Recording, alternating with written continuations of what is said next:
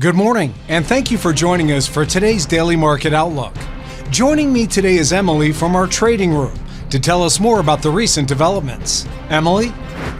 Oil prices fell after US data showed rising crude inventories, but losses were limited by the risk of Iranian supply disruptions caused by the Middle East conflict and Hurricane Milton in the US. The interest rate for the most popular US home loan rose to 6.36% last week, marking the biggest weekly increase in more than a year, after better than expected economic data caused financial markets to scale back bets on further Federal Reserve interest rate cuts. ARK Invest, the cryptocurrency-friendly asset manager founded by prominent Bitcoin bull Cathie Wood, has sold another large portion of its Robinhood holdings.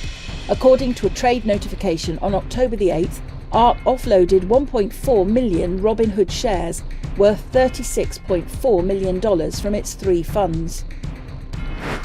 The euro dipped a slight 0.2% against the dollar in the last session.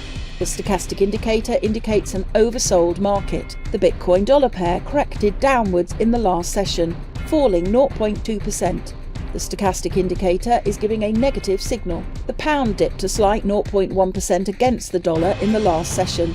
The Williams indicator indicates an oversold market. The Aussie dipped a slight 0.2% against the dollar in the last session. The MACD is giving a negative signal. The US Consumer Price Index will be released at 12:30 GMT. The US initial jobless claims at 12:30 GMT.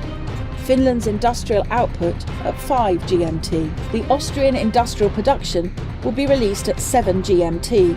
Japan's money supply M2 plus CD at 23:50 GMT. Australia's consumer inflation expectations at midnight GMT. We hope that you've enjoyed today's Market Outlook. On behalf of all of us here, we wish you a productive trading day. Be sure to log in tomorrow morning for the latest news and events from the financial markets. Your trusted choice in online trading.